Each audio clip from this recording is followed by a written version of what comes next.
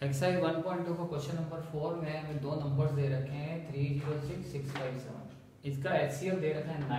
हमें निकालना है एलसीएम, है ना। एलसीएम निकालना है तो हम प्रॉपर्टी जानते हैं कि LCM into HCF is product of two numbers.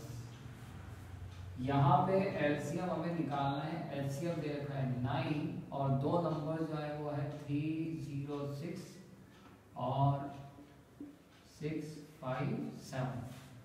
तो जब एलसीएम निकालेंगे ये सिंपल इक्वेशन बन गई, ये 9 मल्टीप्लाई होकर जाके डिवाइड हो जाएगा तो 306 इंटू 657 डिवाइडेड बाय 9।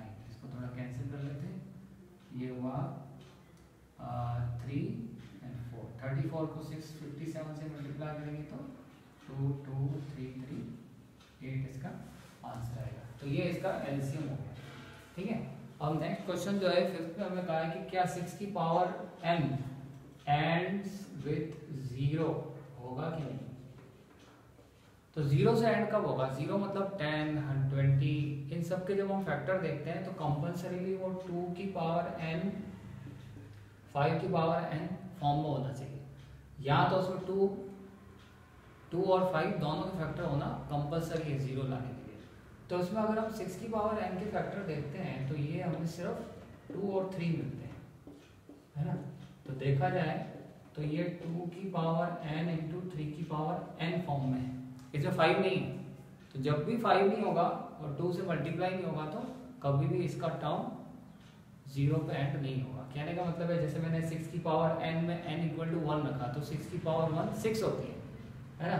तो 6 की पावर 1 6 आएगी, 6 की पावर 2 36 आएगी, 6 की पावर 3 216 आएगी।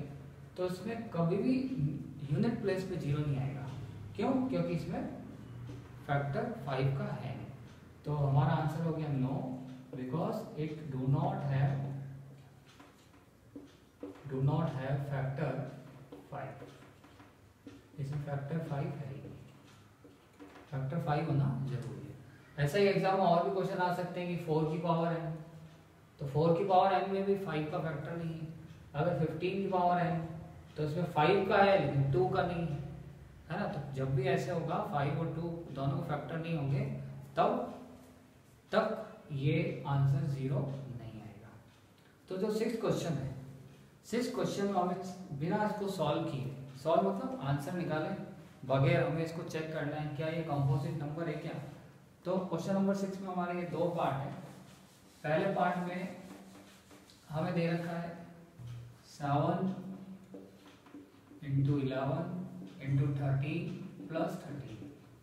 अच्छा, प्राइम की डेफिनेशन क्या होती है? प्राइम की डेफिनेशन है जिसके दो फैक्टर हो, या तो 1 या इटसेल्फ नंबर। अगर 2 से ज्यादा जिसके फैक्टर होते हैं तो वो कंपोजिट हो जाता है। तो यहाँ पे अगर मैं ये प्रूव कर दूं कि इसके 2 से ज्यादा फैक्टर है ना, तो ये ऑटोमेटिकली कंपोजिट हो जाएगा। तो देखो इसमें अगर मैंने 7 इंटू 11 इंटू 30 और प्लस 13 में अगर यहाँ पे देखें 13 कॉमन आ रहा है, तो 13 जब कॉमन निकालेंगे तो अगर 7 इंटू 11 प्लस 1, ये हो गया एक फैक्टर, ये हो गया दूसरा फैक्टर, तीसरा 1 तो होता ही, तो उसके 2 से ज्यादा फैक्टर हो गए, है ना। तो ये इतना सा हमें करना है, इसका more than, it has more than 2 factors, therefore composite, ये कंपोजिट नंबर। ऐसे ही अगर इसका सेकेंड पार्ट देखें तो ये 7 into 6 into 5 into 4 into 3 into 2 into 1 plus 5।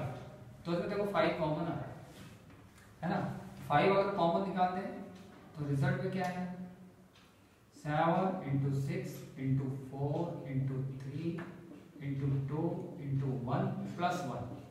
तो एक फैक्टर, दूसरा ये पूरा फैक्टर और एक 1 तो खुद होते ही, तो इसके भी मोर देन 2 फैक्टर्स हो गए। तो it has more than 2 factors.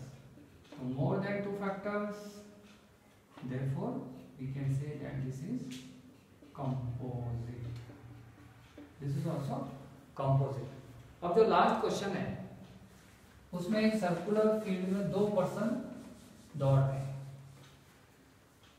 7th question में 2 पर्सन दौड़ रहे हैं। हम मान लेते हैं स्टार्टिंग पॉइंट ए है।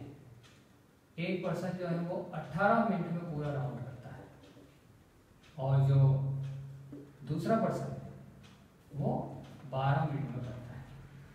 अगर ये एक साथ एक पॉइंट से स्टार्ट हो गए तो वापस इस पॉइंट पे कब मिलेंगे ये निकालना है। तो जब इस तरीके के क्वेश्चन आते हैं तो हमें वहां पर एलसीएम निकालना होता है, यानी हमें इन दोनों का एक ऐसा मल्टीपल निकालना होगा जो कॉमन भी हो और सबसे पहली बार कॉमन आए, है ना। तो 18 और 12 का हमें निकालना है एलसीएम। तो जब 18 और 12 का एलसीएम निकालेंगे तो 18 के फैक्टर्स हो गए 2 × 3 × 3, 3 का स्क्वायर। 12 के फैक्टर हो गए 2 का स्क्वायर × 3। तो एलसीएम में हम क्या करते हैं, सारे टर्म लेते हैं, 2 भी लेंगे 3 भी लेंगे और हाईएस्ट पावर लेंगे।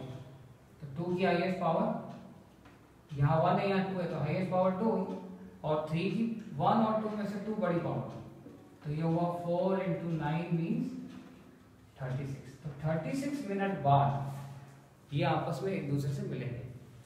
पहले वाले का 2 राउंड होगा 36 मिनट में और दूसरे वाले का 3 राउंड होगा 36 मिनट में, लेकिन मिलेंगे ये इसी पॉइंट पर, ठीक है। तो ये हमारी एक्सरसाइज 1.2 थी।